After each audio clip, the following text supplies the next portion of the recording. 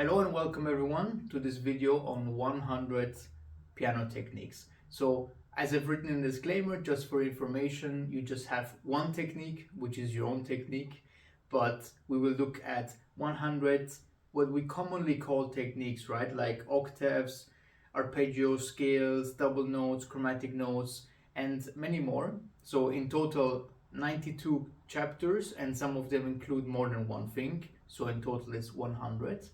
And just to be clear, these are figurations or exercises and just ways to do things, because your technique in the end, of course, is just your overall, you just have one technique, that's your technique. No worries, I will have chapters in the YouTube description, which lets you click through and go to the chapter that you want. The other thing is that for definitions of musical terms, I've used official sources and lexicon and so on. On the execution of technique, I had to use a combination of my own approach and explanations to do things, but of course also very reliable sources of famous piano pedagogues such as Neuhaus or Sandor or Fink and many others like Lhevinne. So I will also leave a link to all the books that I've used in one way or another, or essays or texts, in the description, which you can read.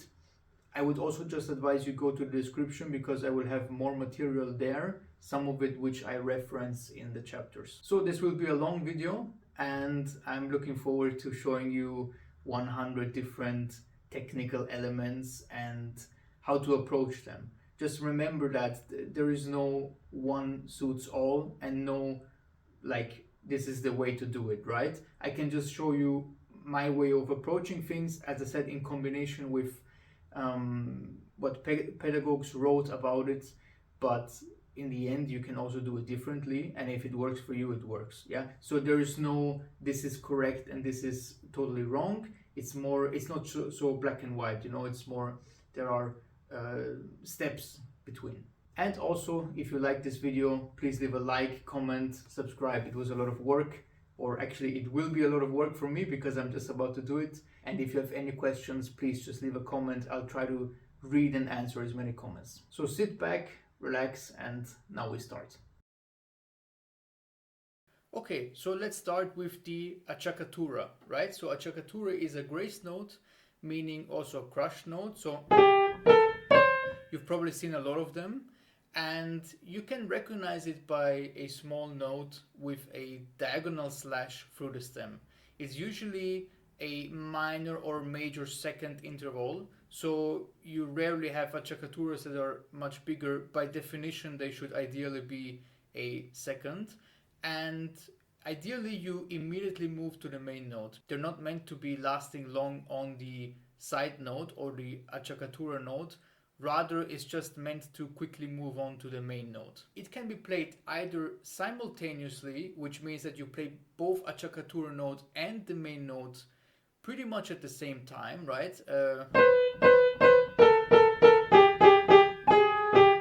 Something like this, right?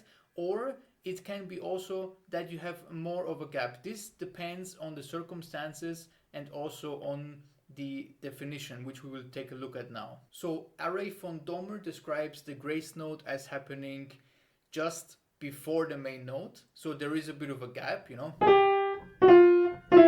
And meanwhile, Johann Heuser describes it as a Zusammenschlag, meaning a clash or a collision of the notes.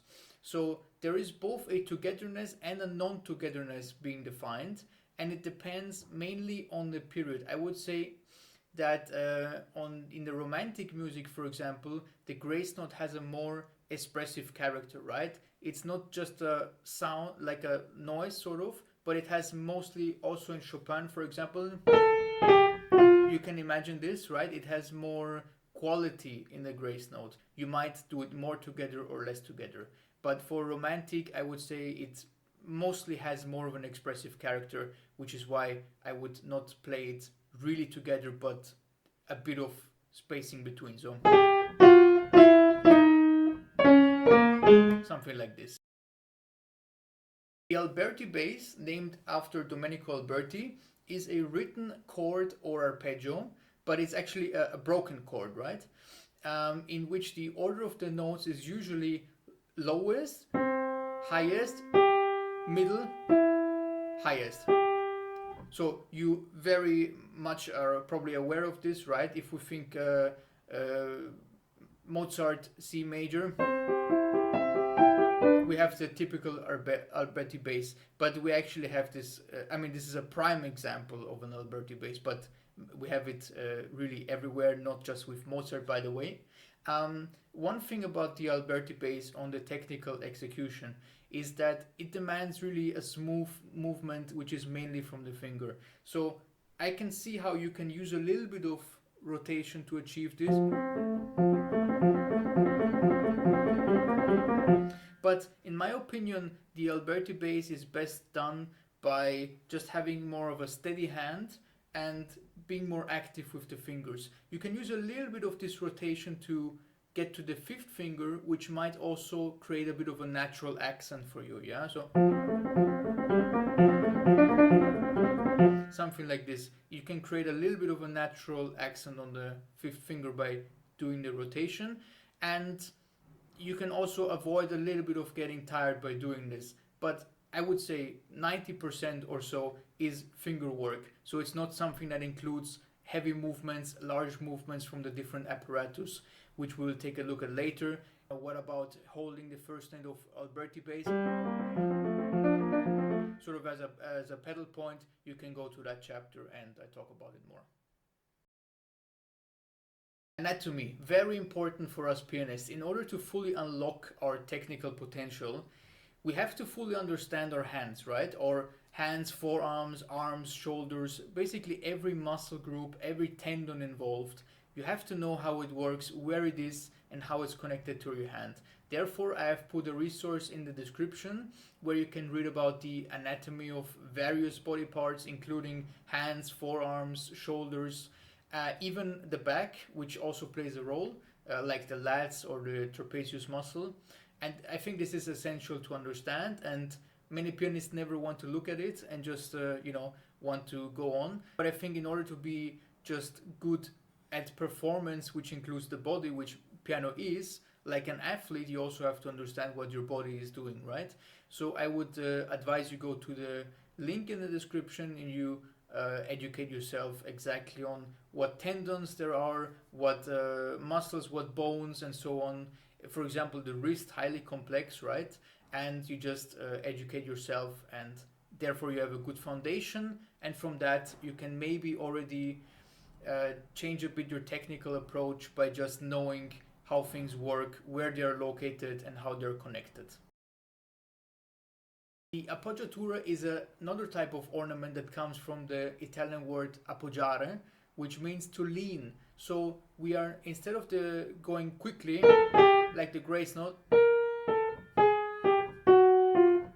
something like this, yeah? So we're leaning from the note to the next one, which basically means we have tension and resolution in a stepwise motion. And during Baroque era, the appoggiatura was roughly 1/3 of the main note. So about 33% of the main note is the value of the appoggiatura. With Leopold Mozart, appoggiaturas were categorized into short and long appoggiaturas. So long ones would take half or more of the main note's duration. So it was a significant wait before the resolution. There are just a couple things that are certain, and other things that are dependent on which school you follow and which composer you're playing. But here are some of the more unified rules. So usually the appoggiatura takes half of the main note. If it's a dotted note, it takes 2/3. If the main note is before a rest, the appoggiatura is to be played at its own real value. Some scholars like Francesco Gemignani have said that the appoggiatura should be louder than the main note and that there should be a legato connecting both of them.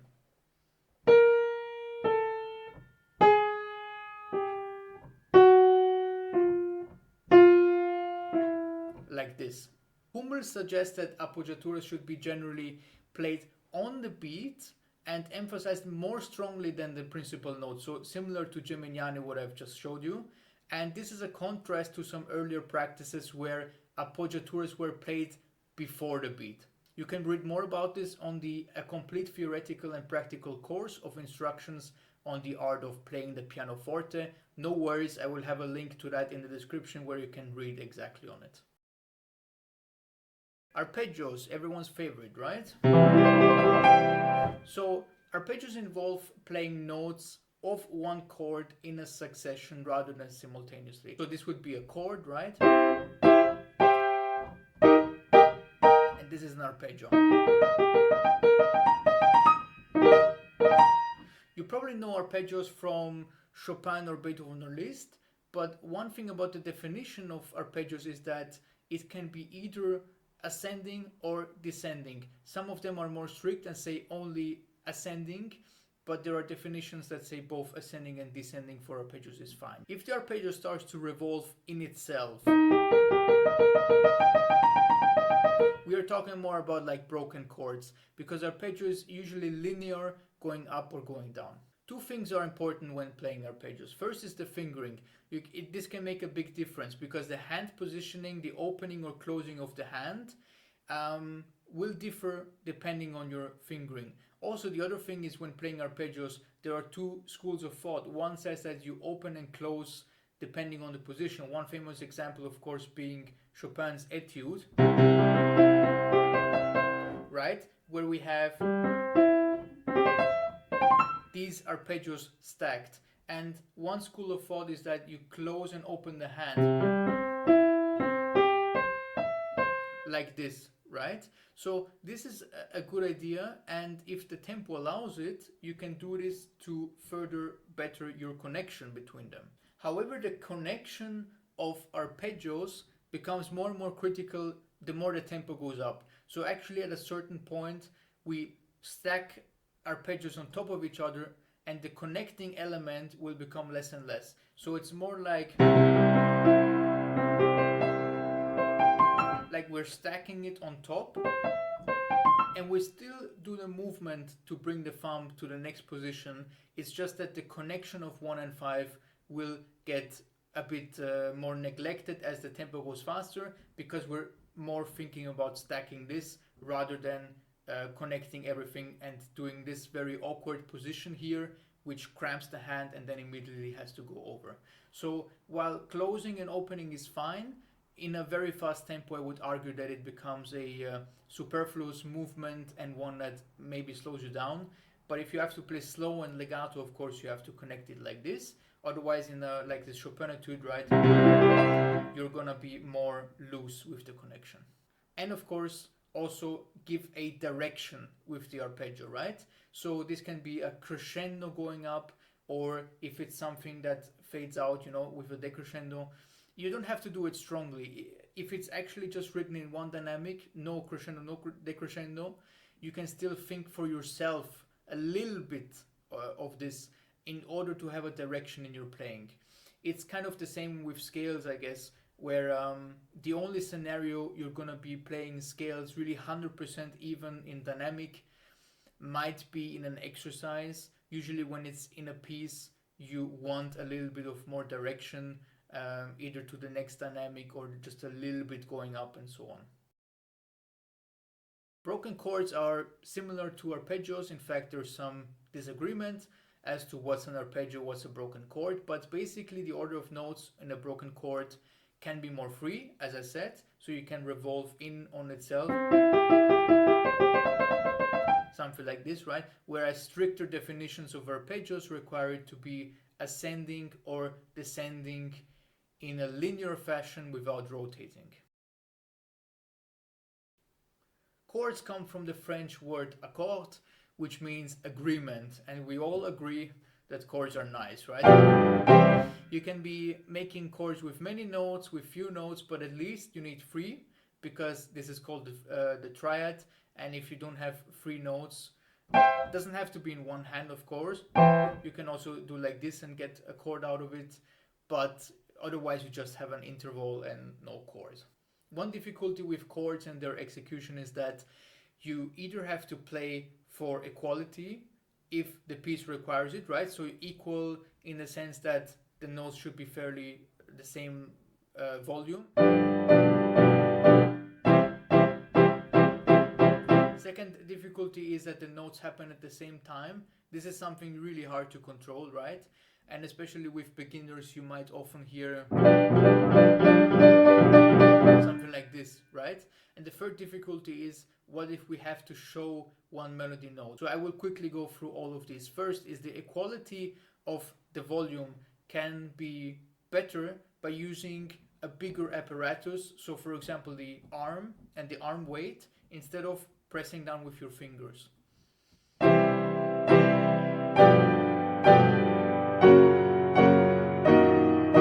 This can be better by just having more of a bigger movement and bigger weight being involved. Because if you're playing fingers individually, you might have trouble firing them all at the same time. So by just having a movement that comes more from a bigger muscle group, right? You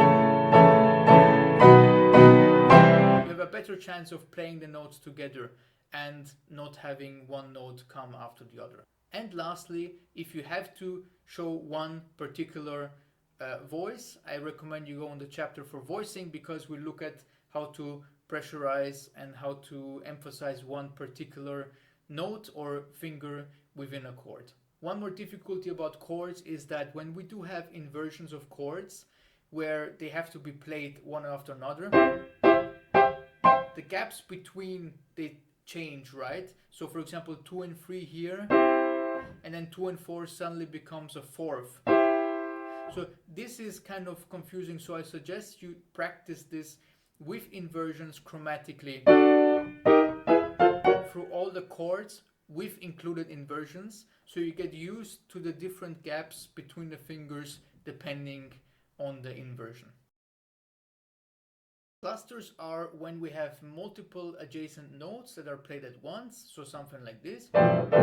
And they can be played with the palm, so this is a palm cluster, or just the fingers, or the elbow even, yeah, which I've actually seen once in a performance, once or twice, and it usually creates a very raw, powerful and dissonant sound. Also has a bit of percussive quality because we're just going like this, right, in the piano. And it's worth noting that clusters are shown as a range of keys. So, for example, if I think about Crumb, right, George Crumb, very notated, exact notation with what range the cluster should be. And sometimes you also see composers clarify if they want just white cluster or just black notes, or even mixed, where you might have both hands being used, or one hand being used in a kind of sideways like this is my favorite. If you want a C to A cluster, you have to put the thumb like this, and you play all these notes with your palm, and then 5, 4, 3, 2 for the black notes, yeah. And depending on the situation of your cluster, you might have to adapt this. But usually also you want to do this with flat fingers, because the area you can spread is just wider with a flat finger compared to curved fingers, which are more for other stuff on the piano. Contrary motion means both hands are going against each other. It's actually something that comes from the counterpoint, but you probably know this most commonly from playing scales. So for example, something like this, right? This is a counter movement. Of course, you can also go up. And it adds a little bit of difficulty by not having things parallel for a brain, but at the same time it makes things also a little bit easier, so it kind of equals out, because we have the same fingers playing, right? 5, 4, 3, 2, 1, 3, 2, 1. So for a scale, for example, right? In a different contrary motion, like in a fugue or in any polyphonic work, this will of course not be the case, but at least for scales, you have the same fingers playing at the same time, which is, I think, good for people who are not used to scales yet. So also include contrary motion in your scale practice. Cross-handed leaps are when you have something, for example, this is not a leap, yeah, but in the Waldstein third movement, right? This is, so you go cross hand. A leap would of course be something like this, where you have to jump across all the time. You might have more notes or less notes, but this can be also, of course, right hand jumping across or left hand jumping across. The difficulty here is that the last note of your phrase, let's just imagine that this is like a imaginatory phrase, right? The difficulty is that the last note might be too abrupt when you have to leap across, yeah? So in order to prevent this, I would almost play the last note a little bit softer, because it's easy to accent it by the movement. You see? If we play staccato, then it's easy to create an accent. So a bit of a slower attack on the last note.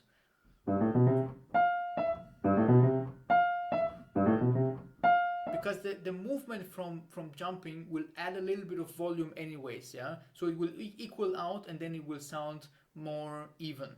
Of course, also one other issue could be that the first note sounds too harsh because you're jumping and with all your might you're landing on the note. So also here I suggest slower attack, even in a very fast tempo, yeah? You have to somehow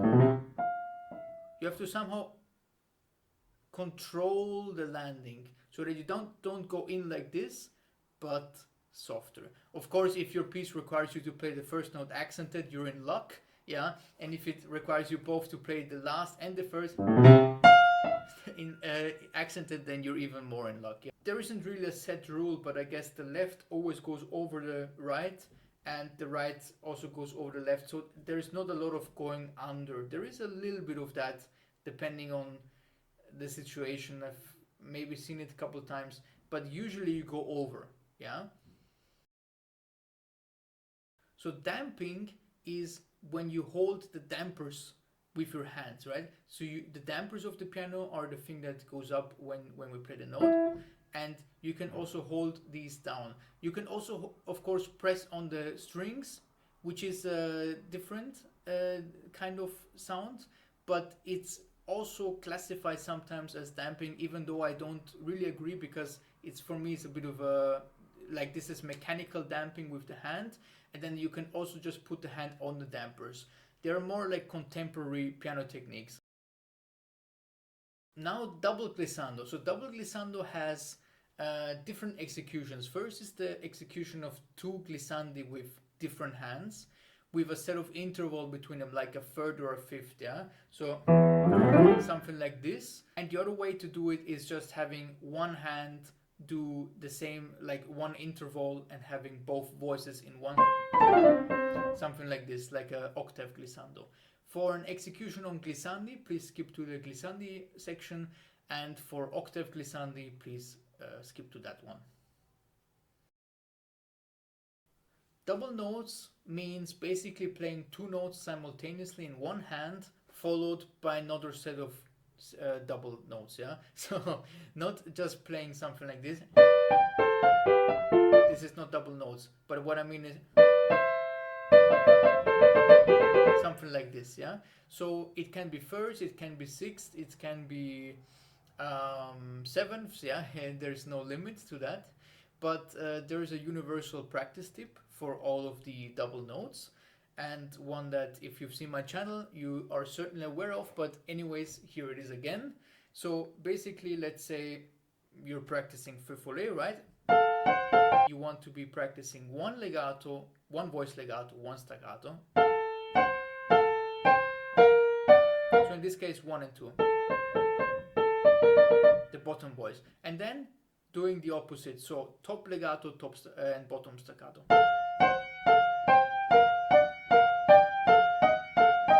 Something like this, yeah?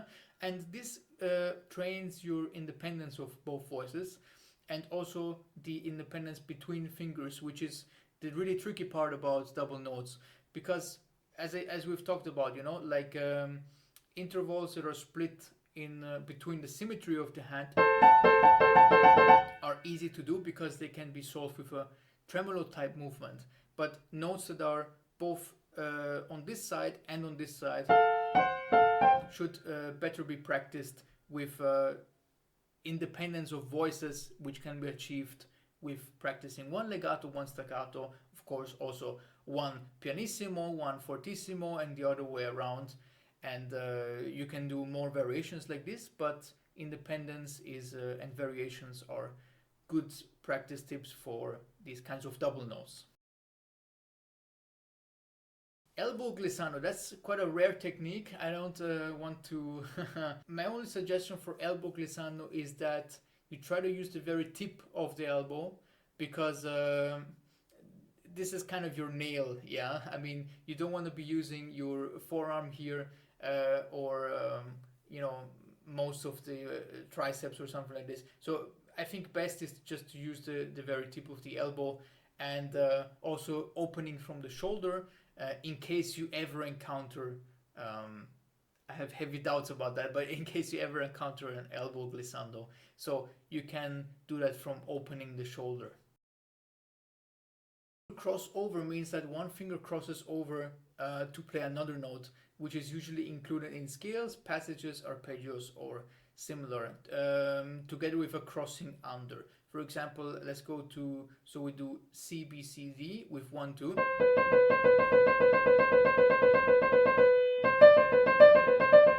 So this is a crossover, but it's going down, right? This is a cross under.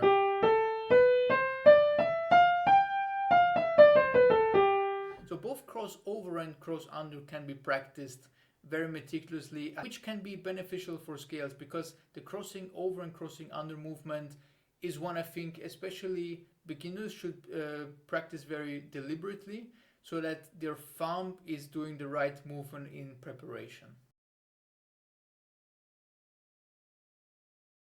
Finger legato is a type of legato that is achieved with the fingers, as the name suggests. So it allows for a great legato that does not need any pedaling. And to perform a finger legato, you press one note, and then the next one, and you minimally overlap. So this might be already too much, but for demonstration purposes I will exaggerate now.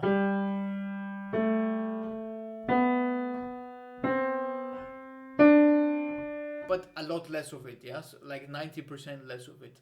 The difference here between Legatissimo is that the timing and how long you overlap for.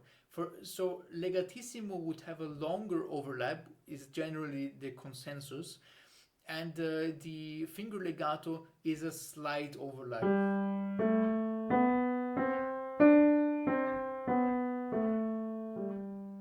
Since the legato is always an illusion, because we cannot really do legato on the piano, we have to match the decay of the sound to the next one. If you have like very, you know, the sound goes down the longer you hold it, right? So, I mean, if you hold it or not, just it decays. And then if you play the next one very loud, like this, you actually are creating these waves which are not legato. But that's the thing about legato. It's not only about the overlap or the movement, also of course the weight, but it's also about the matching the decay.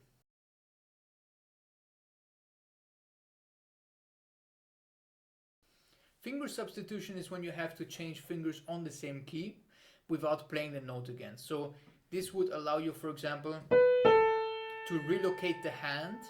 So as you see here, I'm playing the note, free, and then I silently press the thumb, but I don't press the note again. So I just silently change, and suddenly my third finger now is free to do other things. And when you substitute, you should be careful that the note does not play again, like this, you know. Therefore, it's recommended that you firmly hold the note that you're gonna do the silent substitution on, to make sure that it doesn't go up, yeah? So you firmly hold it, even if you're in pianissimo, you want to be applying more pressure, yeah? And then this note will not come up, because if it does come up, you have to play it again, and then, of course, you have two notes instead of one.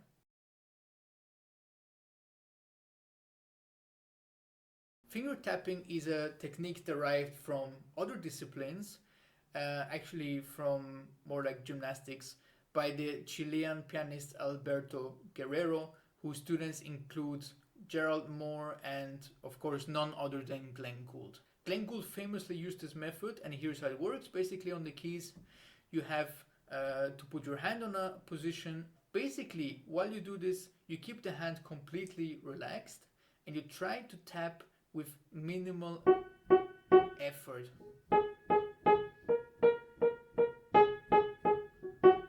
So you try to tap the top, right, of the finger.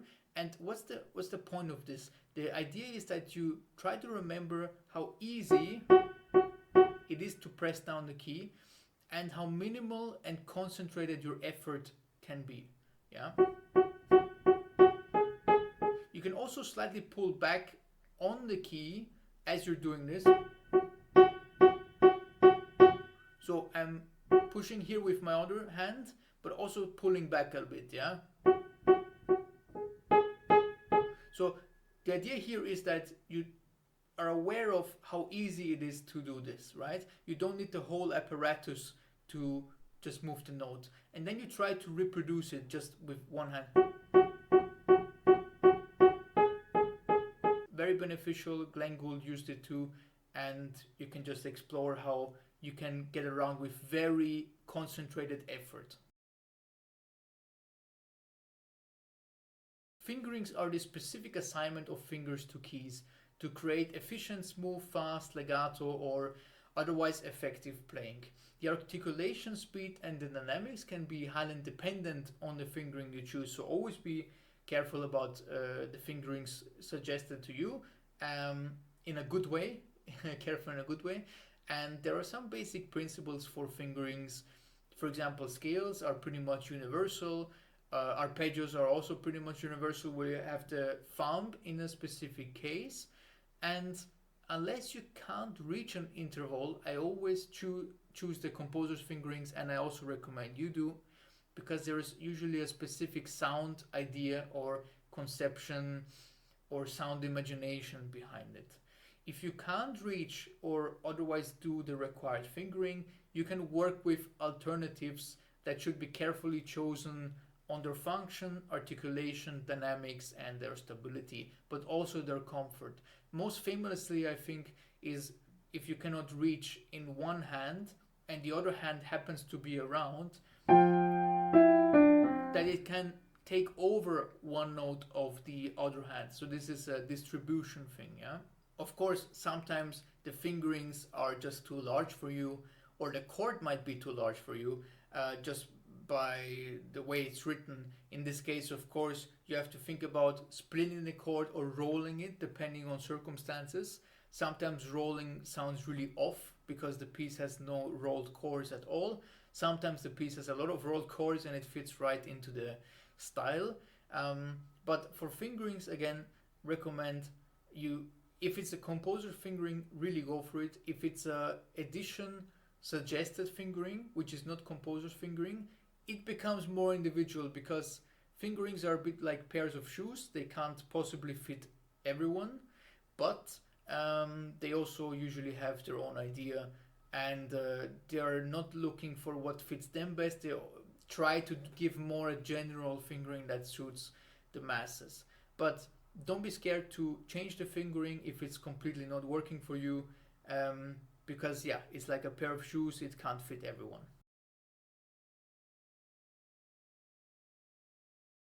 Finger pedal is a technique where you hold a specific harmonic note to enrich the overall harmony. And it's very well used, for example, in Mozart, Couperin, Bach, where, for example, in Alberti-Bass in Mozart, right?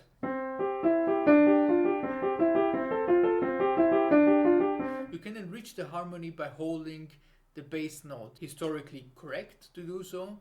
It's just a question if you want to be always using it or not. I say if you start a piece with finger pedal, you have to be consistent throughout. It would be strange if you suddenly stop using it and play just without any finger pedal later. It's a very nice way to enrich the sound where you don't want to use maybe too much pedal. especially sustain pedal, right? So instead of going for that, you can just go for finger pedal, and you can enrich the sound and by holding the bass note of those harmonic lines. Doesn't have to be an Alberti-Bass, can also be different, but by holding it you can enrich the harmony.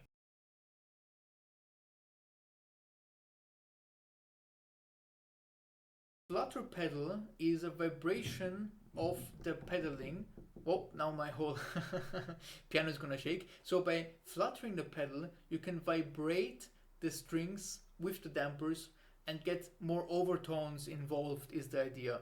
But it can also create a bit of a vibrato sound. So it creates a shimmery type of sound. It's definitely more a lost art of pedaling, but used by many great pianists, although only on very specific passages.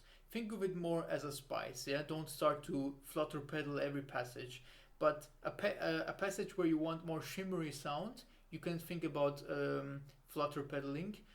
Of course, your pedal has to be regulated, like mechanically, I mean, your instrument has to be regulated to even allow this kind of precise flutters. For technical execution, you obviously don't want to go all the way down and all the way up. This would be way too slow to flutter with. So you're gonna be in a range from, I don't know, maybe 20% down to 60% down, something like this. You can also work from 50% down to 100% down if you want, but just doing it from 0 to 100, this range does not allow for to be fluttering and vibrato fast enough. Forearm clusters are also self-explanatory, so just with your forearm. One tip I will give you is that if for example, you have a forearm cluster, right, and then the fingers here you can change the length like this to specify exactly until which note you have to play. Yeah, so you do a forearm cluster like this, and let's say you have to play to C, it would mean you curve the hand a little bit at the end, and you have to D, then you can change the range at the end like this. Obviously you cannot change how long your forearm is. Glissando, sometimes just abbreviated as gliss, is a gliding motion from one pitch for another, but for us pianists we cannot do it really chromatically. Trust me, I've looked at ways. There's one very strange way where you can sort of get around, but no, in all honesty, not really. The glissando should be played with the nail only, because this is one of the most common things I see with beginners that are starting to bleed after 3 glissandi. So try to really, you need to play just with the nail, right? So not touching any flesh of your finger. That's how you're gonna start bleeding, yeah? So only with the nail, and importantly, only as deep as you need to. So also I hear sometimes click, click, click, click, click between the notes, and I think, oh, it hurts inside. So only go really as deep as you need, yeah? So my suggestion for exercise here is you start by doing this movement, and you do not apply any pressure. And every time you apply a little bit more pressure, and all of a sudden your glissando, so a little bit more weight each time, and at some point your glissando will come. And that's enough. You don't need to do more. You don't need to go press harder. So going up, I usually do with the third finger. You can do multiple fingers like this. You can also support with your thumb, yeah, to open like this. Going down, I usually like to do just with the thumb and to put the second finger under it. Very stable. You can also do like freely thumb. Doesn't have to be connected to anything, but it's a bit more stable by doing it. Hand balance, what does it say? So it refers to how we manage the differences between both hands in dynamic levels, or just within one hand. So you might know this more commonly from pieces that have one accompanying voice and one very clear melody voice, right? So you have your accompanying voice.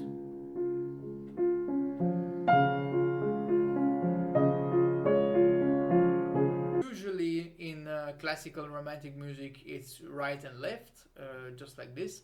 but of course not always. And hand balance has to do with weight distribution. The use of natural arm weight can make it easier for you to have one arm be a bit heavier and one hand be a bit heavier.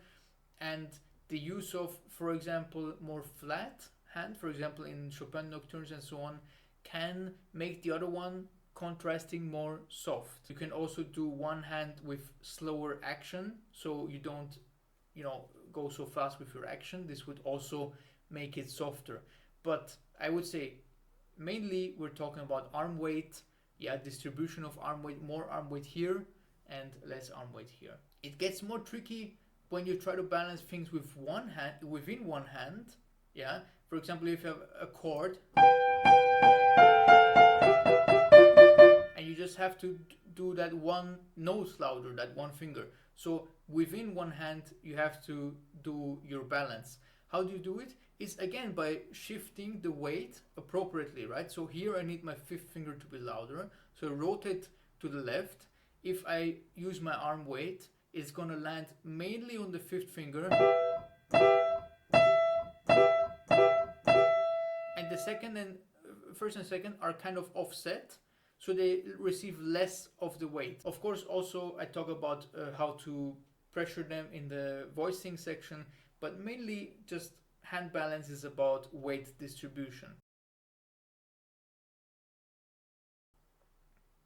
Hand crossings are when you have one hand going over the other hand. This could be for a long time, like Waldstein, or just for a brief jump. We've discussed this already in the cross-handed leaps. And hand crossings actually can be practiced as an exercise to have a similar motive more balanced. So very famously in the Chopin concerto, for example, right, the one way to practice it is to go hand crossed. So this is actually a practice method. You can check the independence of the hands, and also is the left really good enough, or not, by doing a hand crossing. So not only is it a technical figuration, but it can also be turned into an exercise when you have two symmetric or similar things. Actually, parallel things would be the best. And you cross the hands and you try it again and see, are my hands really working together here?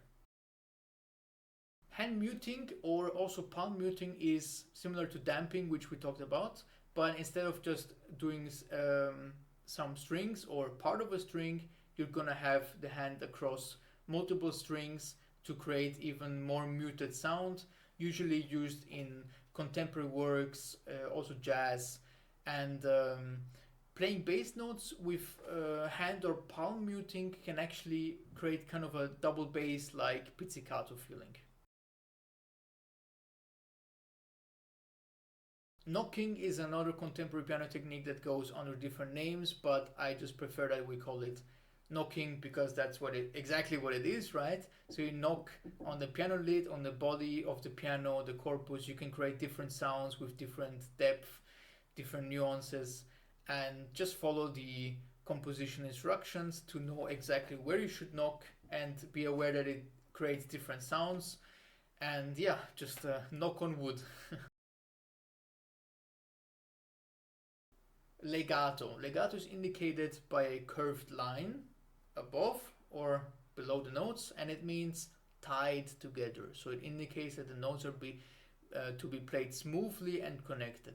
This means in theory that we connect the notes seamlessly, which actually doesn't really work on the piano because we have limitations on how we produce the sound. So that a true legato is technically impossible, as it would be, for example, on strings like violin, cello, or even instruments from wind brass, or of course the voice itself. To achieve the illusion of legato, we need to match the volume, since the note decays and we cannot repeat or keep the intensity in the note without playing it multiple times. So we need to dynamically match the dynamic from note to note, and with a slight overlap without gaps from the fingers. Of course, if you have a gap, you know, this can never be legato. So you have to have a little bit of overlap and also matching the volume. And it's always advisable to have a direction or a phrase so that you can more easily mentally put the notes together and create the illusion of a good legato. Legatissimo is the superlative of the word legato, so a more exaggerated form. It requires an even higher degree of overlap, like we've looked at in the other chapter on legato. So I recommend you further use more weight and more arm.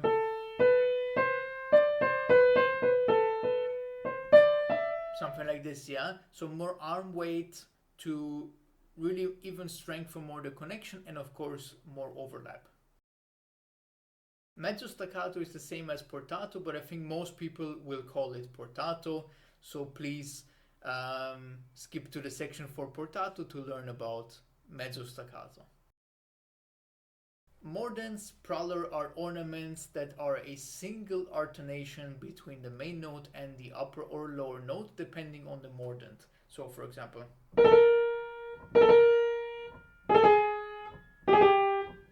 normally the mordent is just going down and a Pralltrills would be going up, but different composers define them also differently. There is a lower and upper mordent, and here's how they work. The mordent that goes down is called the lower mordent. That one that goes up is called the upper mordent. It's pretty simple, right? It's usually recommended to land on the first note a bit, which can help you with the momentum to get to the next note.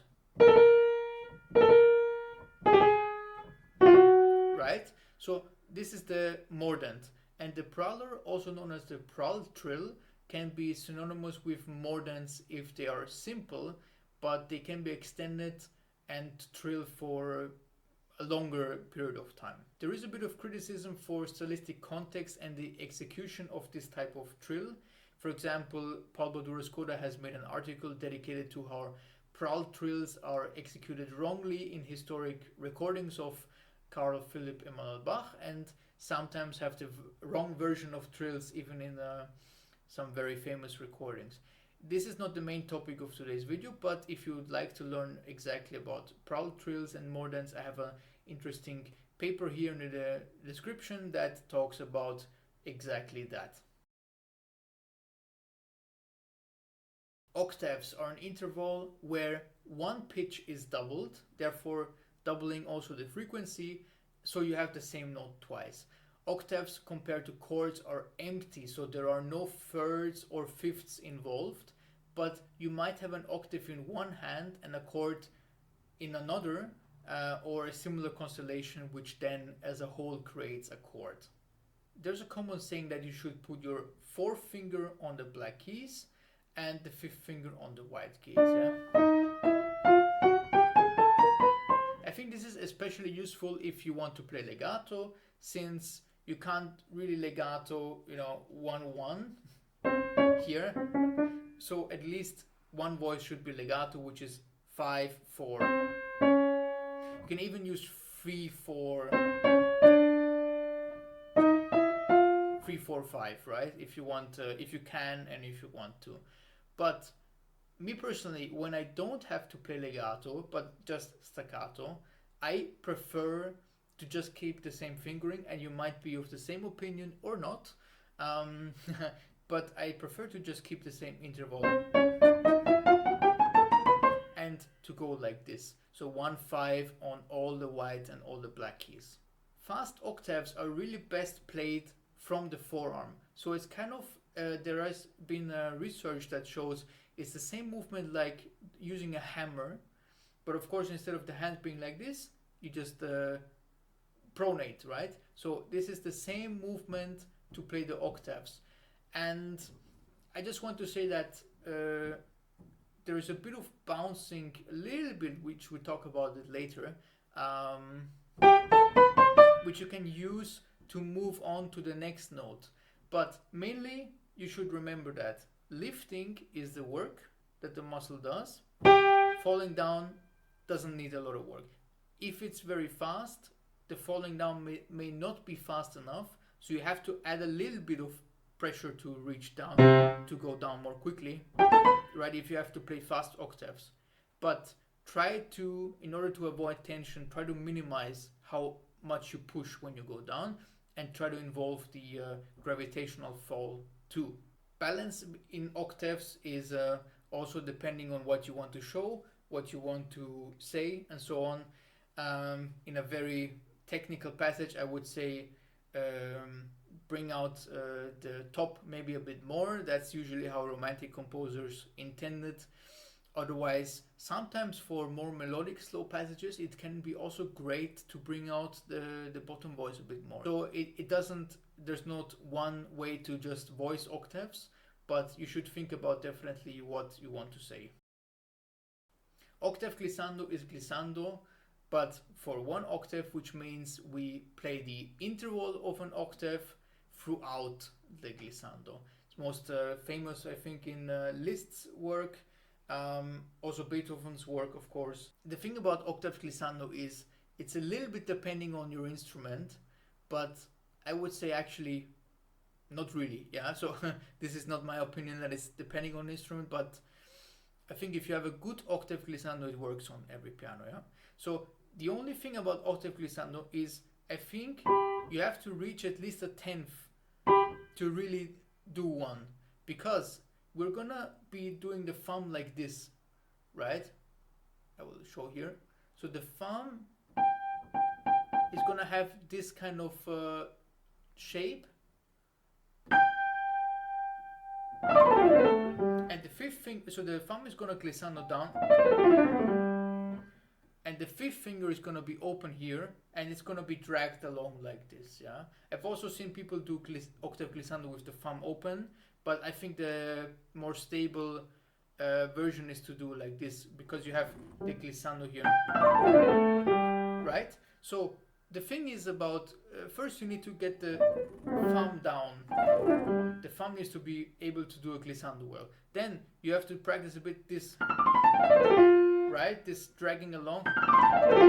And remember to use minimal force. So you start with this, and you start only surface level, and then applying a bit more and more pressure, arm weight, remember, and then at some point you're just gonna have it. So it's not impossible to do, it just takes a little practice, and the shape of the thumb I think is really important. Palm glissando is a glissando that's done with the palm, as the name suggests. There isn't much to add here. I would just say play with the thumb side, because there's usually a little bit more meat here rather than the other side of the hand, yeah. So by using this side, you have a little bit more, you know, less bone that you're gonna be touching. So if you need to do palm glissando, use mainly this part here.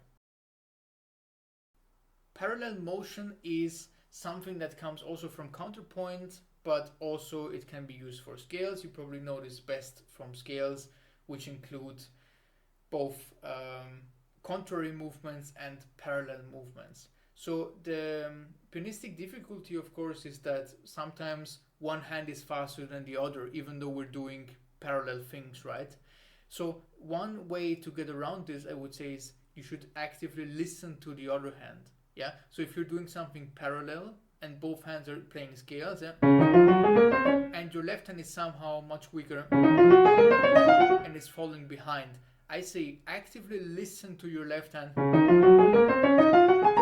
and let the stronger hand or more technical hand follow the one where you're having problems, and listen to that one, and then this way you can match the synchronous movement better. So the pizzicato is in fact possible on the piano by plucking the strings. You can do so with your fingertips or your fingernails, even like a plectrum, and different materials produce different sounds, different timbres.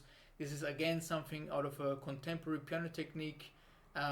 You can use the pedal fully, which brings out more overtones, or you can just pluck the note like this. Pluck it like this, for example, but also, like I said, with the nail or with a device, or even metallic. Sometimes contemporary composers write to do it with a metallic object. Portato, also known by some people as mezzo staccato. So if you've read the mezzo staccato section, you probably came here now. From the Italian word to carry something. So, by the way, portato is not the same as portamento, just for your information. Sometimes the two are confused. But the portato is an articulation where, in simple terms, we are between legato and staccato, right? So if you imagine the legato being here, and you imagine a staccato, then you can kind of guess where we are with the portato. So somewhere in the middle. Furthermore, most definitions of portato add that the notes should be held for a little bit of a longer time, and the rest between each note is a shorter section of the portato. So it's not really on, off equally, but it's more like on, off.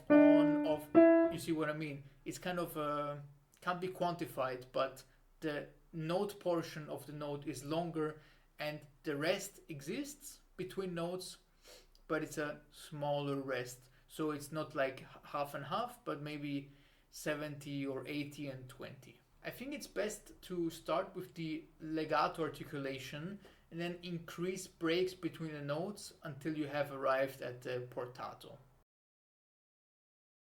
Prepared piano, what does it mean? So this means when objects are placed between the strings or inside the piano.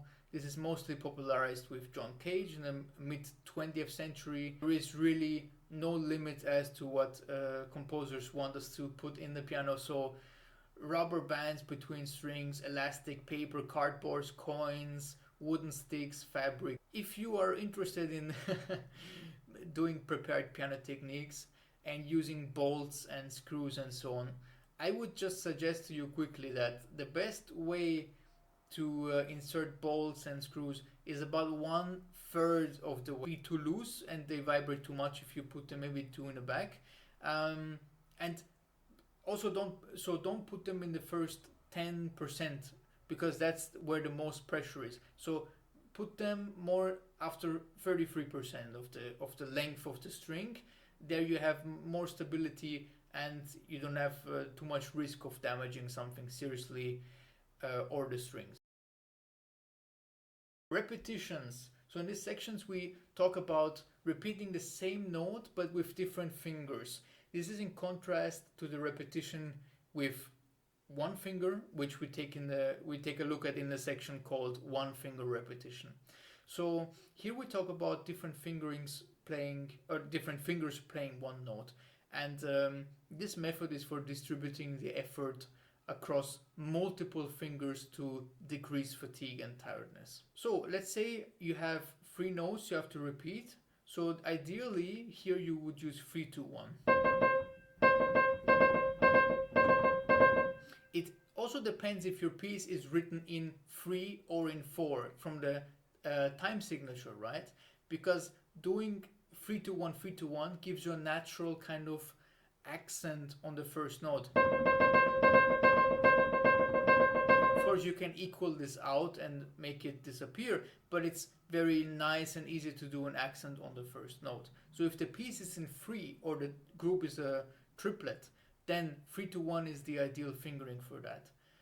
In another situation where you have 4 notes that have to be in an even time, you would use 4-3-2-1. Like this, right? So the thing here is that you do a circular motion 4-3-2-1, 4-3-2-1, 4-3-2-1, and this circular motion is gonna prevent you from getting tired. Also just use 2 and 1 or 3 and 1, yeah, or even 3 and 2 if you like. There's no limit to that. It's just there's a natural accentuation if you use 4-3-2-1 if your piece is in an even time, and 3-2-1 would give you a natural kind of triplet feeling. One more thing about the thumb position is that if you press the thumb too deeply, you might off balance your entire hand, yeah? So You know, if you have this movement that you go down with the thumb too much, it kind of offsets the whole hand. So I would advise you leave the thumb a bit more elongated here, like this, yeah. So I show on the left hand.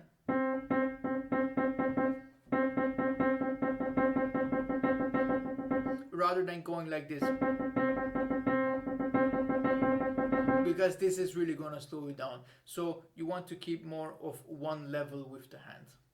One simple exercise to do repeated notes is to start with 2-1,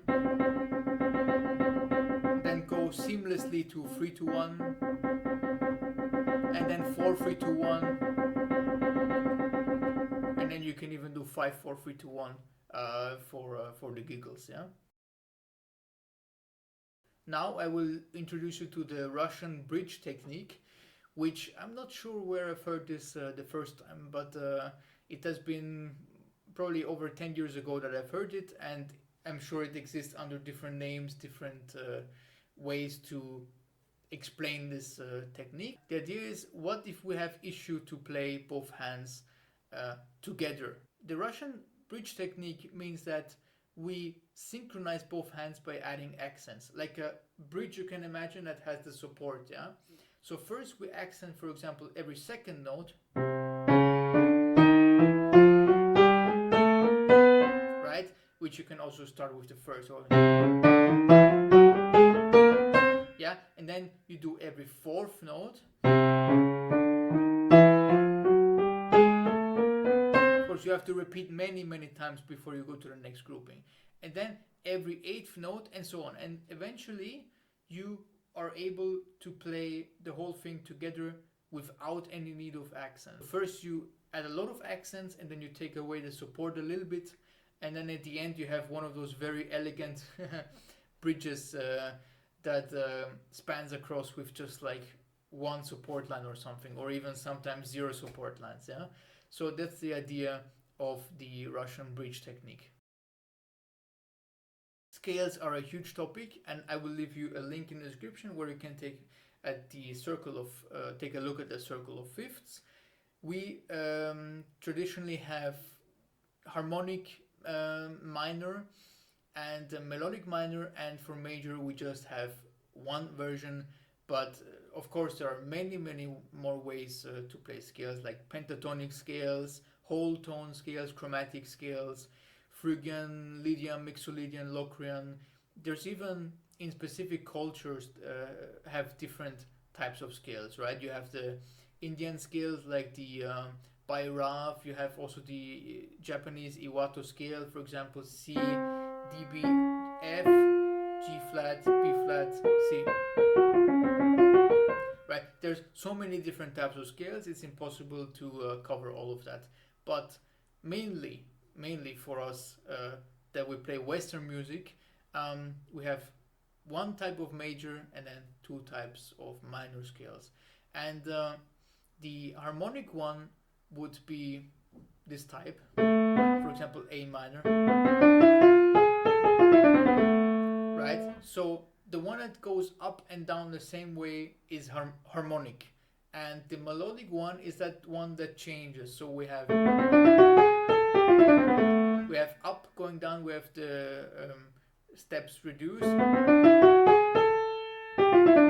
going down there back to flattened. I will leave a link in the description where you can learn all about scales. Just for the technical execution of scales, of course the thumb is the one, right? Because technically scales are chunks, like you have 1, 2, 3, 1, 2, 3, 4. It doesn't depend which way we start. 1, 2, 3. So it's 2 chunks, right? 1, 2, 3 plus 1, 2, 3, 4. The key thing here is the thumb needs to be active and needs to go under. If it doesn't move, enough, we can never reach a connection between both chunks, right? So the thumb is really the key here, and I will also explain in one section about thumb movement exactly how to get more flexibility in that.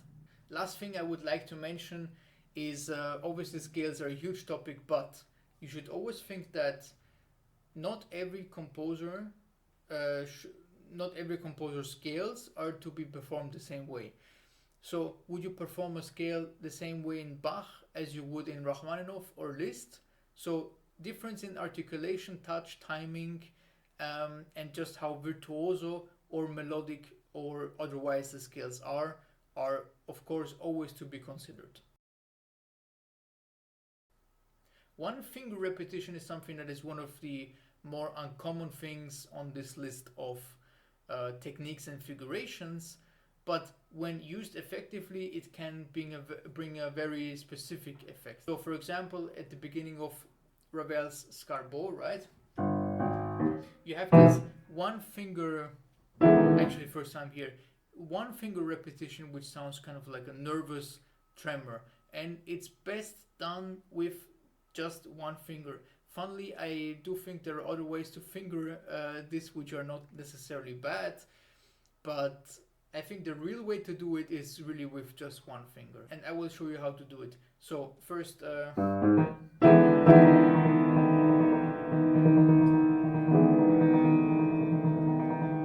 thing about one finger repetition is that you need to find the sweet spot. How deep do I have to press this key, and how much does it bounce back? And this, you have to work on a very tight margin. If you just do this, you're in big trouble. You're never gonna get the repetition of one note. So you have to work with the sweet spot. That's the first thing. Second thing is, tension is usually a bad thing when playing piano, but it's necessary in my opinion when you do this. You need this kind of a bit of a forearm tremor, which is kind of a contraction of the muscles. And if you do it evenly, it translates to the finger. And yeah, it's a bit of a trial and error, yeah. The great thing is that it can be so piano, right? It can be really, really pianissimo, and the notes are still repeated. Probably not as cleanly repeated as doing like 3-2-1, 3-2-1 or 2-1, but definitely more pianissimo, and just I guess it brings a better effect, and also has a little bit of tremor in the, you know, like this, yeah, which is in this situation needed, of course. Chopin's hand position is a position that Chopin commentated as giving him a very natural curvature and feeling to the hand. It's achieved by placing the hand on the keys E, F sharp, G sharp, A sharp, and B. And so this is the position with a very natural curvature. Then he would go for different permutations of staccato,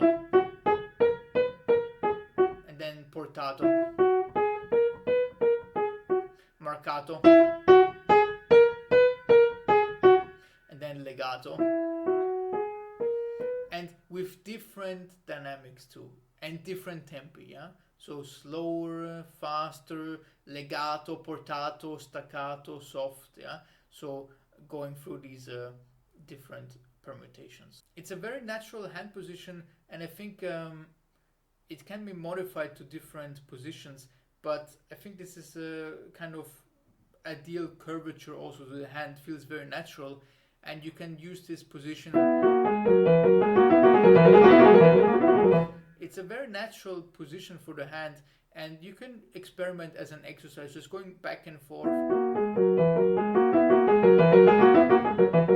through different permutations. Feel the position, and yeah, get a good curvature and a good starting position out of it.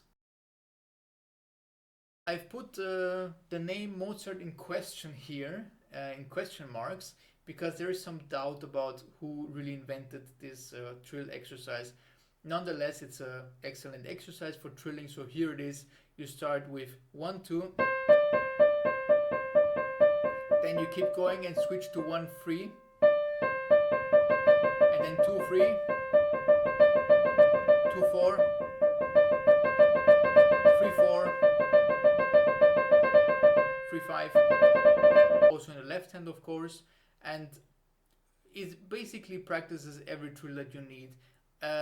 Someone asked me once, well, what about 2 and 5? It doesn't practice that. Yeah, but you know, when do you need to trill with 2 and 5? I've not yet seen that one. So basically it goes through every logical connection of fingers and trills, and you can just do it for a long time, and it's really nice. The Michelangeli-Trill is a trill fingering attributed to Michelangeli, where instead of trilling with the same fingers like 1 and 2, we include the fingering 1, 4, 2, 3.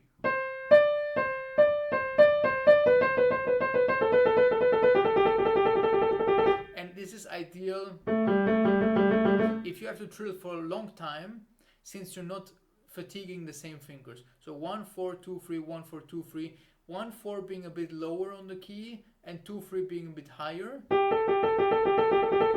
This is a good position to trill from, yeah?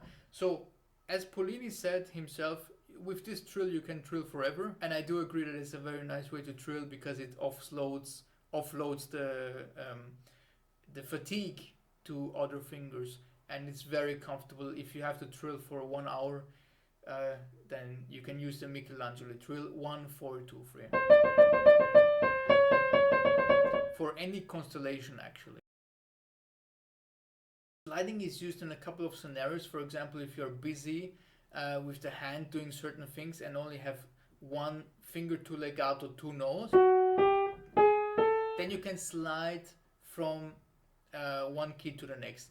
I mean, really, realistically, you can only slide from a black key down to a white key, because this sliding is a bit different for a white key to white key. It's kind of more like you are both pressing both notes like this. So the real sliding is a downward movement from a black to white key. One thing I would like to say here is that with wooden keys that you might find on some either older pianos or just like some Steinways that are very nice, they give a bit more grip. So you have to slide a bit. It's a bit more effort to slide from those keys. So it's more easy with these plastic covered keys like on my piano, but it's a small margin. For chromatic thirds, for example, there's this chromatic thirds fingering, right? Where you slide down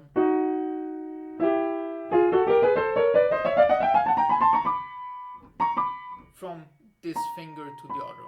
One thing is you want a little bit of air, a little bit of swing before you go down. This will actually translate nicely into the sliding movement.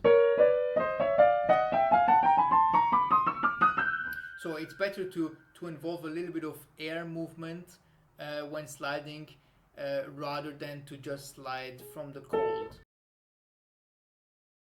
So chromatic scales, I've done an extensive video on that, and here's the summary. The default fingering is 1, 3, 1, 3, 1, 2, 3, and so on. Alternatives are 1, 2, 1, 3, 1, 2, 3, 1, 2, 1, 3, 1, 2, 3, or if you want faster versions, 1, 2, 3, 4, 1, 2, 3, 1, 2, 3, 4, 1, 2, 3.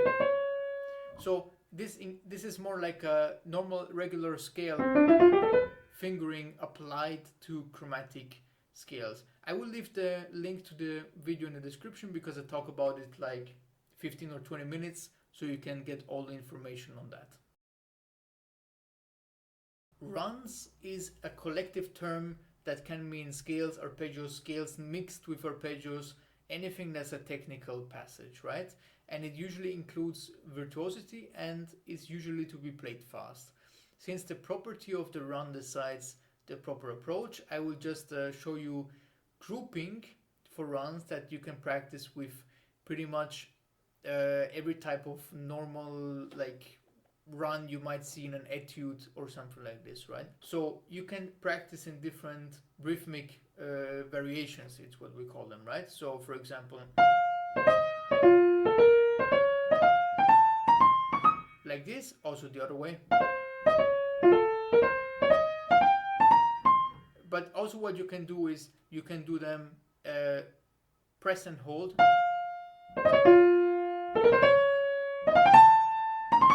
Like this, right? So you can go through different groups. Again, I've done an extensive video on this, on how to really work on runs. So you can, again, click the link in the description and you can get to that one where I talk, I think, about 20 minutes about how to properly do runs.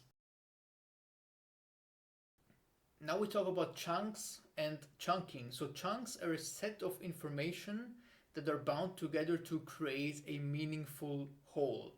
Later in the memory, this is useful because chunks are very useful for subconscious and muscle memory. For example, if you, but also just memorization, right? So if you remember a phone number, let's say it's 10 digits, you might split them like 3 plus 4 plus 3 or something similar like this. On the piano is no different. So you can define chunks as being everything under one hand position, and the next position is your next chunk. Or in an etude, you can group them in 4 notes, right? And so on, yeah? So understanding chunks is active thinking, and how you chunk things will definitely help you with your technical execution. If you want to know how to practice runs by including chunks, check the video in the description, which is on runs and how to group things properly and practice in this chunk way.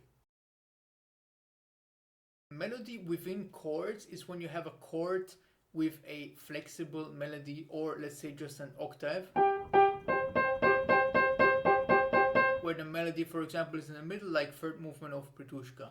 So to properly emphasize, we need more weight on the finger, which is especially mean if it's in the middle, right? Because if it's on the one side, we can just emphasize one side. But if it's in the middle, it means we need a lighter touch outside and more of a steep angle of the finger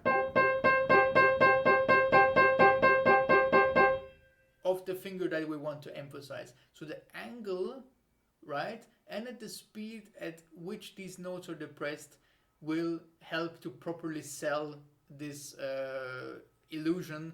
Well, actually it's just objectively louder, but it's better to show the melody.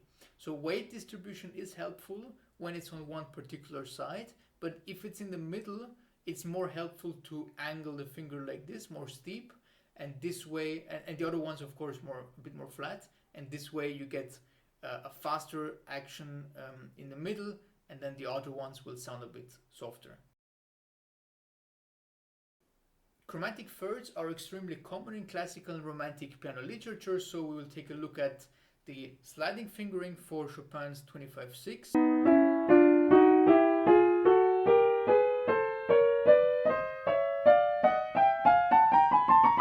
So as you can see, I'm sliding here with the second finger. This sliding movement, as I talked about, is benefiting from a bit of air before the note. So by doing having a bit of air, you create a momentum to slide properly to the next one. I've done an extensive video on Chopin's 25/6 etude, which you can also check out. Link is in the description. So rubato. It's a difficult conversation, but it's clear that according to Eigeldinger, famous author on Chopin and how he performed and how he taught, the rubato is to be played freely in the melody and more steady with the accompanying voice, which means if you have something like a nocturne and your left hand is the accompaniment, this means it's to be more steady in the left hand and a bit more free in the right hand. This applies mostly when there's a clear differentiation of roles with both hands, and of course both hands can participate in rubato if the structure is not linear and if the phrase allows to. I would like to say that there are theories about how stealing time in a rubato, so accelerating, means you have to give it back later, but this theory has been widely discarded and is also not true really for Chopin's rubato, including also Paderewski, who's the editor of the Paderewski edition. Chopin's music has been played often with a ton of rubato, and we know from Liszt himself that Chopin did use rubato, but if you look at someone like Rubinstein, he can really show remarkable emotion depth, character, and incredible colors with a more deliberate use of rubato. Such an old school approach that at the same time it seems more modern, since many of today's pianists, you could argue, are using just way too much rubato. Also, there's this great quote by Pollini on rubato. He was asked what he thinks about the use of rubato with Chopin, and he answered, well, there are many pianists today who use a mechanical rubato, which is accelerando and diminuendo, and then also slowing down at the end. And he argues that rubato must emerge more spontaneously from the music and cannot be exactly calculated.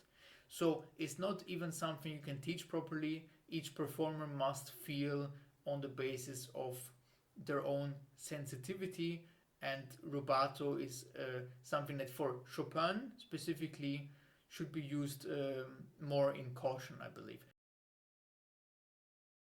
If you ever wondered how to play the most possible pianissimo 5Ps and so on possible, the way to do it is you press the note down until you feel a slight resistance, and then you press.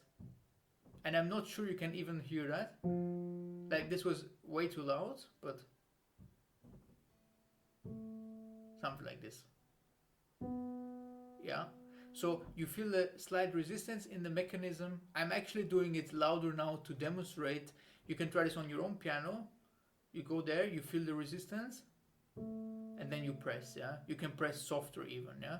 And this way you get really a 5-fold pianissimo or even softer. It's right in between being there and not being there. Free fall, according to György Sandor, and I'm sure also many others, remember you have about 4 or 5 kilograms of weight in your arms, yeah?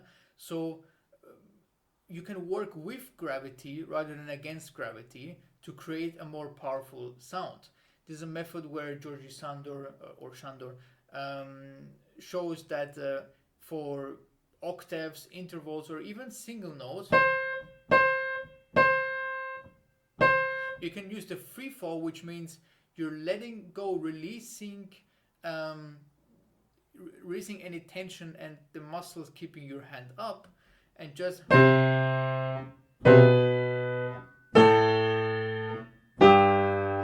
fall down. One thing I would like to add here is that the picking up and releasing only happens so fast. So there's a speed at which it happens at, right? If I let go,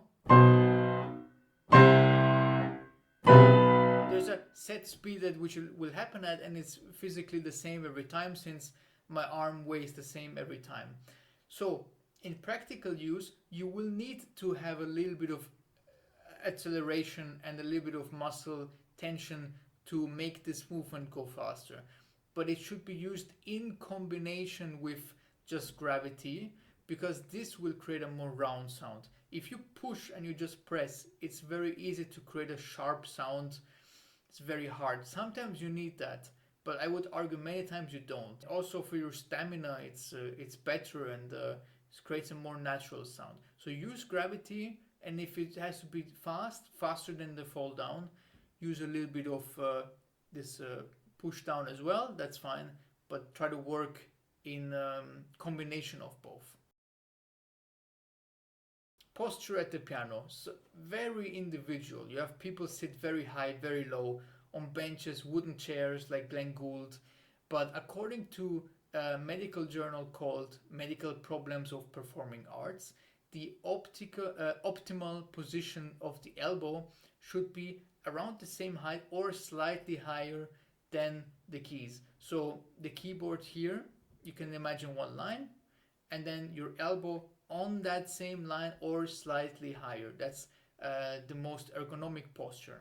Also, generally speaking, from other piano literature and just health and medical literature, straight back, relaxed shoulders are recommended when you practice. And I know someone's going to mention Trifonov or Horowitz here, but remember that an extremely talented pianist like Trifonov may not work in the same way that you do, and his approach is tailored to his persona and his body, and I'm just giving something that works for most people. So relaxed shoulders, elbows roughly on the same plane or a bit higher than the keyboard. Remember to be relaxed. Your sitting position has to be about half or 2/3 of the width of the bench, so that you don't sit at the tip of the bench, but more in the middle. You have a good center of gravity, and when you move, try to do elliptical circles, so not overly fast ones, but just keep the movement is what I mean. Furthermore, I would recommend that for your own information, you notate your measurements that you're sitting at. So, of course, first of all, sitting too close to the piano gives you less mobility to do things. So, most pianists suggest that you should sit where you can comfortably reach pretty much everywhere, but are not like cramped. That you should sit where you can comfortably reach the clusters C, D, and E with your fists. I also recommend you get a mirror so you can see your own posture and can record yourself and see, oh, that looks natural, or that looks very weird and my body has a bad posture. Arm weight. So your arm weighs about roughly 5% of your body. So depending how much you weigh, this could be 3 kilos, could be 5. But either way, it can be used to produce a very powerful forte, but also a very good and controlled legato. So use arm weight whenever possible. Don't just play from the fingers. The arm is it's a bigger movement, a smoother movement compared to just doing fingers, which are a bit more individual and active. So by using this arm movement, you can have more dynamic control, better legato, and if needed, just more power. Interlacing is when we have one motive and we give it to the next one. So there's a good Josef exercise where you can have where you have 5 4 3 2 and then 2 3 4 5 and so on. The key thing here is, of course, you don't want to be accenting the first note, because this is where the roughness is, yeah? So you want to smoothly give over. Also here, you can also do 5 4 3 2 1. Stretches are something that you can just do in order to get more flexible, and to my surprise, so I did a video on stretching, right, which I'll leave in the description. I show how to potentially reach your maximum of your hand span. The thing is, I was very surprised because me too, from my own experience, I've seen that I have reached a couple millimeters more, and also people who have tried this in the video I've did, yeah, so in the comments. So you can try this too, link is in the description. You can try to get the most out of your hand and increase your flexibility with some stretches. Forearm rotation is used to facilitate certain movements, and it's one of the fundamental techniques for achieving technical proficiency. So Lhevinne explains that rotation allows for an efficient transfer of weight, particularly those that need finger alternation. When we talk about forearm rotation, specifically we talk about pronation and supination, right? So supination is this, palm showing up, pronation is the other way around. So we're doing the pronation, supination and pronation on a very small scale, right? So this kind of rotation that happens, typical, for example, tremolos, right? it allows you to use a bigger muscle group to cover many things. But you don't have to use it just for tremolos. You can also use it for all kinds of passages that include just this type of movement, which you're very familiar with, I'm sure, like especially romantic music. So by doing this movement, you can very effectively go around with the weight distribution and emphasize certain notes if they need to be emphasized. Also very good against fatigue to involve pronation, supination in the forearm rotation. That rhymed, I just noticed. Fink's gray area is an imaginary line which is about 1 inch wide. I will mark it right here now on the piano. And it's very useful when you have many black and white keys that you have to play. I think it's generally good to play in this zone because it's the most connected. If you play here and then here, you know, here, you have a lot of extra way you have to travel. So by being more in the middle, you are more probably faster first of all and lose less time going around. Yeah. So there's less distance you have to travel if you stay in this strip here. Mirrors are very useful. So I'm not talking about mirrored movements. I'm just talking about getting a mirror near your piano, for example, left hand or right hand, right side or right hand, and you can look at yourself when playing. Alternatively, you can also, of course, record yourself and look how you do things. But a mirror is very nice because you can check things live and correct them. Alternatively, also, if you have a grand piano, you can check here in the mirror and see how your hand looks like. I know we can see it from here, but some of the things we cannot see, like because we have to look over, we can actually see them by looking in the mirror. Yeah? Actors and dancers practice in front of the mirror all the time, so why shouldn't we as performers? Arm cycling and elliptical motions that either push or pull can be used to create a very effortless sound. So you can imagine you have an imaginary wheel in front of you, which you crank, and as you make these movements faster and more efficient, you find that they become more elliptical, right? Rather than round, they become more elliptical. To the elliptic, you create a very even sound, one that is very similar in execution. And by pulling back also on the key,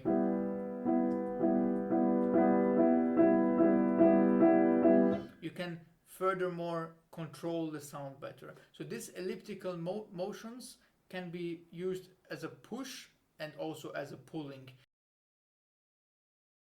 Bouncing occurs to some small degree naturally without the need to lift the hand again. So as we talked about on gravity, right? Gravity falls. But it's not as dramatic as I've seen people take a ball, right? And let it bounce off a table to demonstrate there is bounce. It's not really like that. It's way more subtle than that. This is because the piano board does not allow you to bounce back so easily, you know, solid wood in the end. There is a little bit of bounce slightly because there is counter force. Like I'm pressing notes, but there is counter force involved here pushing up also, yeah, which is because it's like a lever, right? There's weight acting both sides. So you can facilitate by, for example, playing fast octaves, that you have in the right timing, there happens to be a little bit of bounce which you can use to carry over to the next one when that happens, and to carry it over to the next one. It's very subtle, however.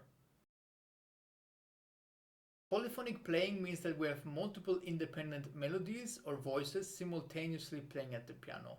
It means each hand has independent but related melodic lines, so that as a whole you get a dense structure. A prime example would be, for example, if you just take Bach, right? Well-tempered clavier, which I recommend you play a lot of, because polyphonic playing, independent playing, is really about highlighting specific voices, and you can train your articulation, your dynamic control, and Cortot highlights that finger independence is of utmost importance for playing polyphonic pieces. So your finger dependence has to be trained, and also you can work with articulation. So I recommend really you play a lot of well-tempered clavier, or if you like, Invencio, Sinfonias, and so on. Half pedaling is possible on acoustic pianos. I don't think digital pianos are capable of, maybe some that have very advanced sensors. Either way, I think half pedaling is a bit misleading because it implies that you press the pedal exactly 50%, but it's not really like that, right? You can control exactly how deep you want to press them, and there is a subtle difference to the degree of how deep you go with the pedaling. So try to gradually apply and depress the sustain pedal with a chord and see how different depths of pedal influence the sound. Say an arpeggio or chord, right?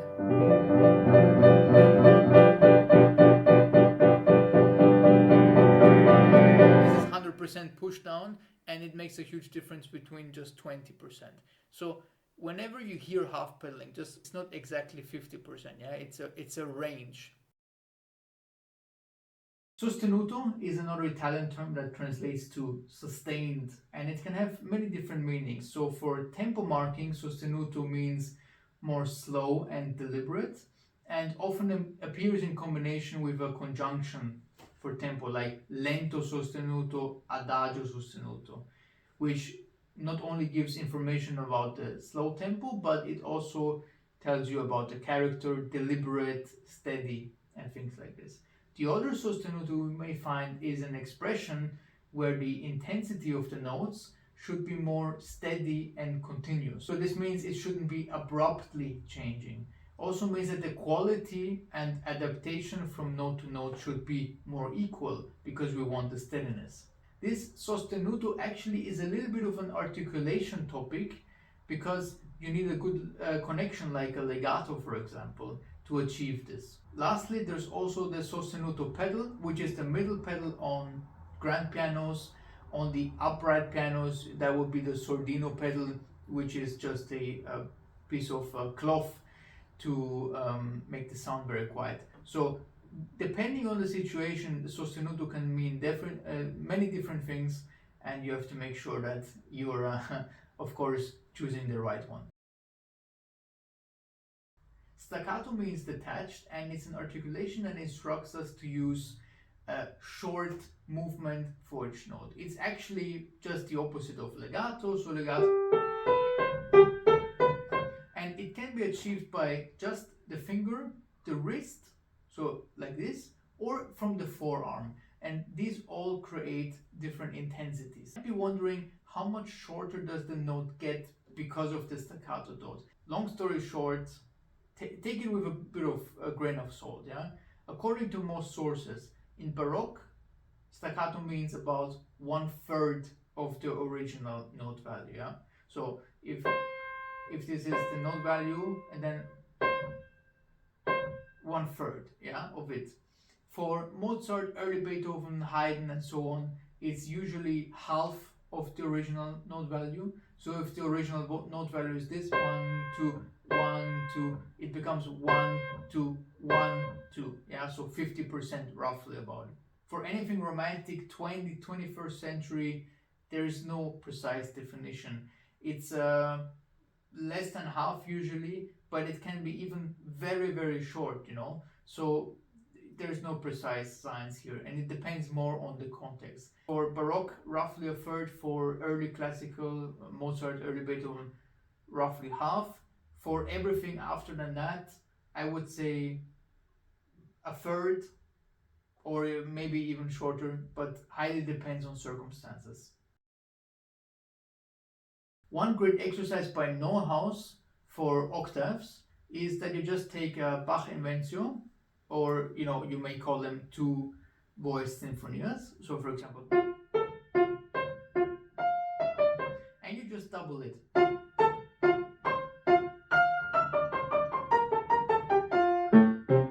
And of course, in both hands, yeah? So essentially you're playing the sinfonia or inventio, depending on how you call it, with both hands doubled in octaves. The great thing about this is that since it's only one voice always in each hand, all of the notes can be doubled without problems. And don't just play octaves mechanically, but try to connect. So connect it musically and try to have the same expression you would have just with one hand or with one voice. Finger positioning on the keys for best accuracy. Most of the time we just think that we play the notes, but we don't actively think about which part of the key are we hitting. I've also made a video about this, but long story short, it's about finding the midpoint of the key, which is geometrically the safest spot, also the one that transmits the most of your energy to the piano, and this is called the midpoint. So I advise for slow practice that you're also aware where you hit the keys, yeah? Also for the black keys, obviously if you play here right at the tip, it's more easy to fall down and press the wrong note like this. So you want to be aware of where you play, and if you want to learn more about the midpoint, go to the section on midpoint. The midpoint of the key is the point where you can exert the most balanced and most efficient amount of force. So since the keys are essentially levers, pressing the optimal point in the middle allows you to control the most about the key movement. You're also more likely to produce an even tone by doing this. Technically pressing one note in the middle or not might make not a difference for you, but if you play for 1 hour and you press the midpoints more often than the sides, two things could happen. You could have less mistakes and you might be more efficient with your control of the sound. As I mentioned in the finger positions, you're less likely to press adjacent notes by being more in the midpoint of the keys. And remember that this is the point where the force distribution happens the best.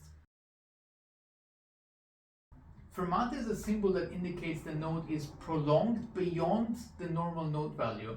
Two tips as a pianist I can give you. First, always hold it longer rather than shorter. I hear many people just play very short fermatas, and it's usually best if you add a little bit of weight to it, because the sound, has to stay for a long time.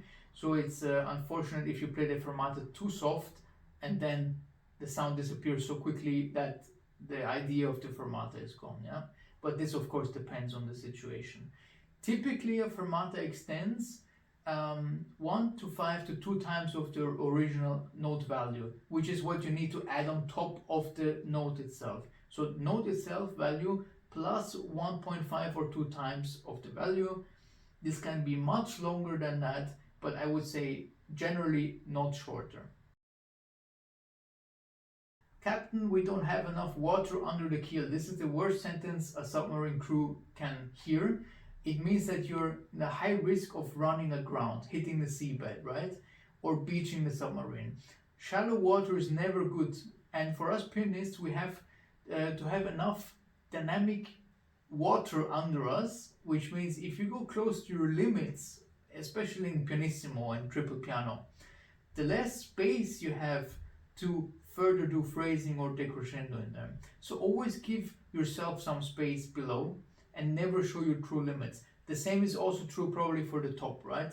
I mean, if you reach your top very fast, you show everyone that this is your ceiling, but never show your limits. Yeah, you need to always leave a bit of space in order to phrase things up, crescendo up or crescendo down. Yeah. So especially true for pianissimo triple piano sections where people really go to their limits and then there's no way to end the phrase, and then the last chord is louder than the rest. Marcato is an articulation marking that instructs to play with a strong accented touch, also to emphasize. On the piano it's often marked, no pun intended, by a little roof symbol above or below the note.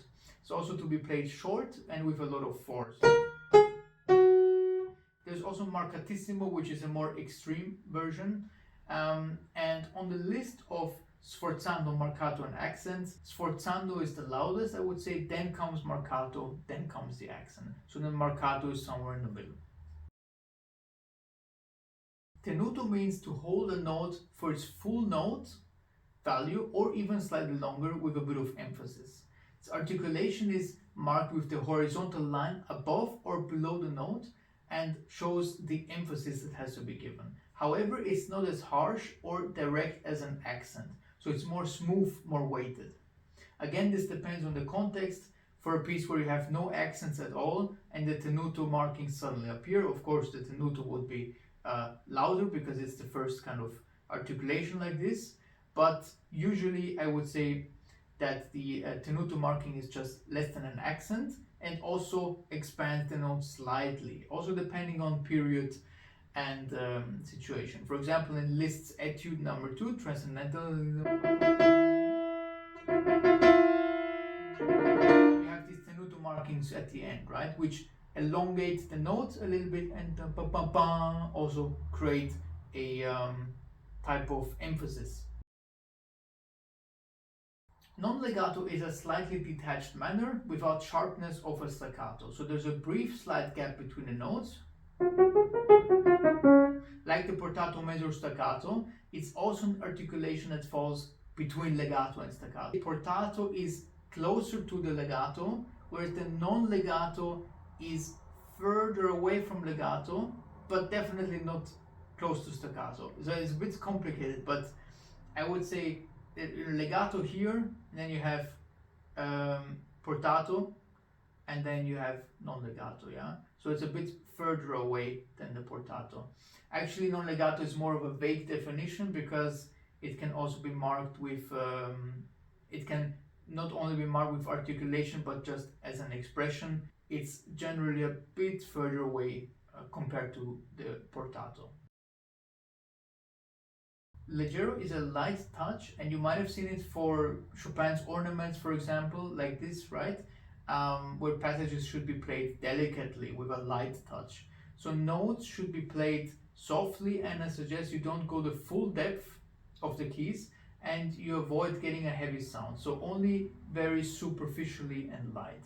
Actually, it's funny that Leggero isn't really a dynamic marking, right? But it's not hard to understand that you can't really play heavy and loud to achieve something light and quick. So I would say it's mainly something to be achieved from the fingers, mainly kind of a fingery thing, and not too much arm weight, and should be crisp quality and very light. The third hand technique is one that was revolutionary in the Romantic period for simulating the use of free hands. Of course, it's just done by one pianist with two hands, but the trick here is that it's like an illusion, right? One famous usage is in the Moses Fantasy by Thalberg, which I will leave a link to in the description. But just to explain to you how this works, is that you have one hand doing consistent arpeggios, and then you have the other hand taking care of both things, accompanying and also having a melody note. And this is how the free hands effect is done. As I said, best thing is you just go to the link in the description of the performance and you can check it out. Flat fingers and flat hands are a difficult topic because they can be misinterpreted and misunderstood. One might immediately think about Horowitz and argue that flat fingers must be the best way to go about things, but I say it should be a weapon in your arsenal of touches, but not your only weapon for all situations. It's a bit of a paradox because it can slow you down more to play everything with flat fingers, because you lose the curvature, which is the fastest response you can get and the fastest way away from the keys. But it can also increase your control, your legato, and your connection in slower passages or more melodic passages. So it's a double-edged sword, and one that I have also made a specific video about, which you can check out. But I don't advise beginners to do it because it's so nuanced and advanced. Circles against tiredness. This is also again about rotation. For example, if you think Chopin heroic, right? Octaves. So doing a circle, it distributes the tension better, and you have a more bigger apparatus working on things, which of course, as we know, the bigger the movement or muscle group involved, the better it is against tension. Kratzen is another technique that is from German, means to scratch, and we pull back the fingers very sharp. Can also be used for very fast technical passages where you pull back the keys, the fingers very quickly on the keys. This is also known as different names. I just like to call it like this because it was introduced to me also like this.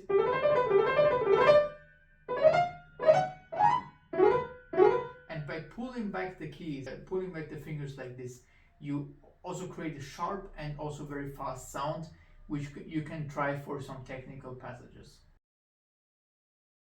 The middle pedal on the grand piano, also known as the sostenuto pedal, is one that we find mostly during impressionistic works, but theoretically I would like to remind you that there are many situations where you can use it if you cannot physically hold one note. One thing only important about it is obviously first play, or just let's say like you have just 1/3 you want to hold, then press it down. And what you should also be careful about is the timing, obviously, when you play a faster piece, that you do it on time. Otherwise you get the whole thing, you know. Yeah, this would be not ideal. The other thing you have to watch out for is that any note that repeats harmonically, like from the overtones and so on, will be heard. So as you can maybe hear, it makes the original note louder, because these are all related obviously to the held note. So timing of the pedal important, and also make sure the other ones are not too loud if they're on the same harmony. Depp's trill exercise is something I've read to being attributed to Depp in the practical advice on questions of technique, but it also has different sources and different claims. Anyways, what you do is you pick any trill you like, you start slow, then you ramp up the tempo and volume until you get tired. Never stop, yeah, and then always keep playing, and then seek active relaxation in the hand. You may play slower and softer again, but never stop. Yeah, never stop playing.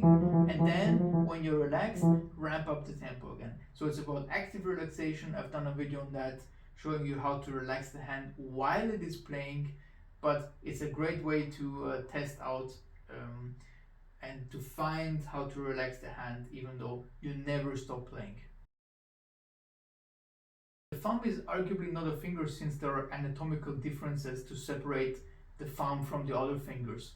So it has a different muscular apparatus, no multi-tendon and so on, right? Which is typically involved in finger actions. But if we ignore the semantics and we just call it finger, I would say that it's arguably for modern pianists and modern repertoire one of the most important ones, because actually before Romantic period and even much of the repertoire we play today, in early Baroque, for example, it was not used at all. It used to hang loosely, right, at the side of the keys, and composers would go over with the fingers to play scales and so on, rather to use the thumb. The thumb was seen as inconvenient and had also historic reasons where during church service organists or instrumentalists had to stand up and the thumb wouldn't reach anyways.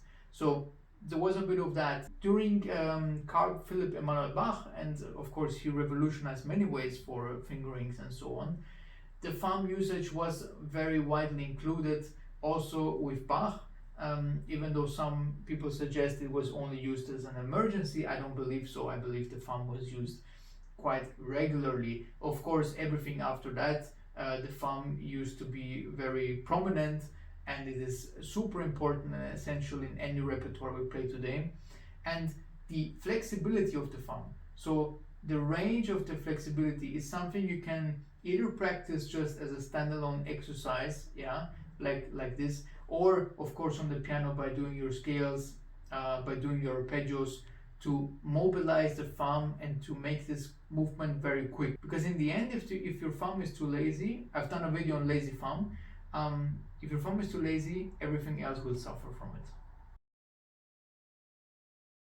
Schenkerian analysis is beneficial for understanding a deeper structure of the piece. I will also leave a link here in the description. In the core of things, it's a method to analyze tonal music and to reduce it to its most fundamental structures. So one starts by identifying the fundamental line, also called the Urlinie, and then progressively reduces the structure layer by layer until you have a very simple reduction.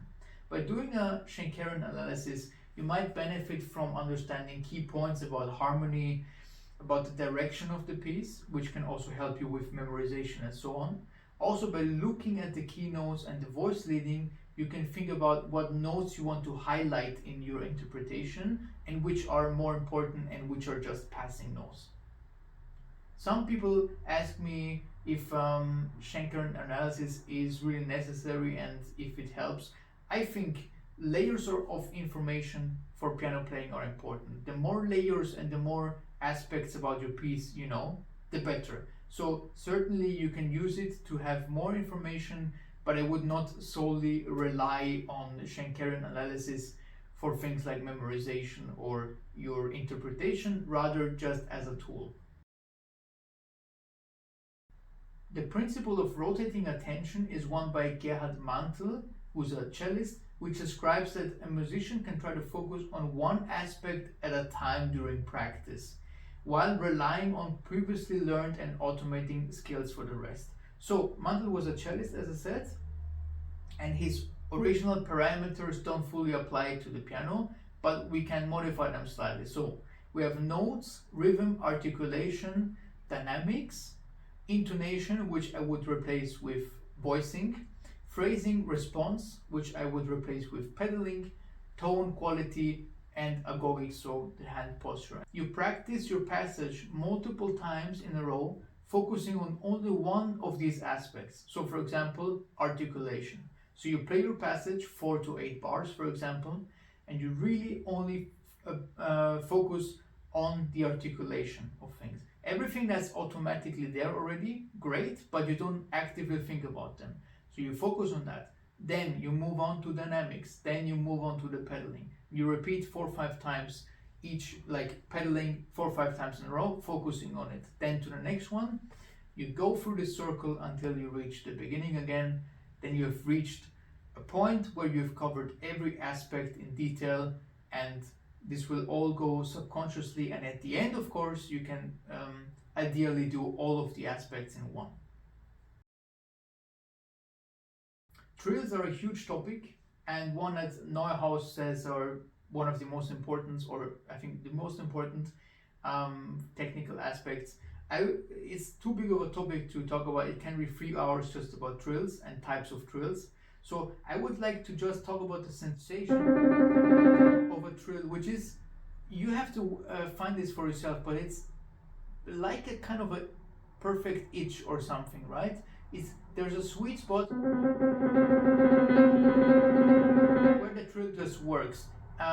You can, for example, have the hand open a bit wider as you trill, because this involves more muscle groups from the forearm tremolo, yeah? So sometimes I see people try to trill with a very closed hand, might not be so beneficial. If you open more, you can involve more of this tremolo feeling. And it's kind of like, yeah, like a itch or something. It's hard to explain, but try to use more of the pronation and supination and more shaking here of the wrist. Experiment with that and I'm sure you will find the best trill. But as I said, huge topic, and cannot possibly cover it without doing a 2-hour video. Tremolos are the ideal supination and pronation example, since we basically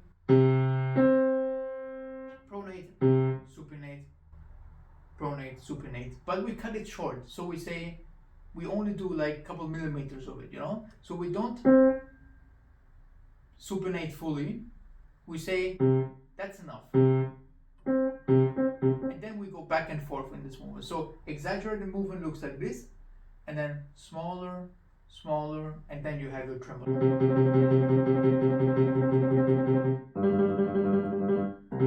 By definition, it doesn't have to be an octave to be a tremolo, but I think most commonly it's in octaves. So this is the feeling of tremolo, which is shaking, and it's a cut short movement from supination and pronation.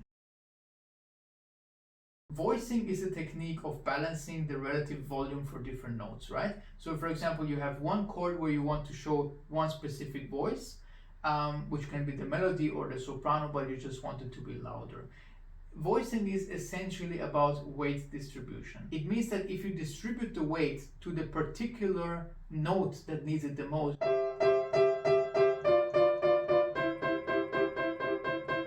you're gonna be successful with voicing it.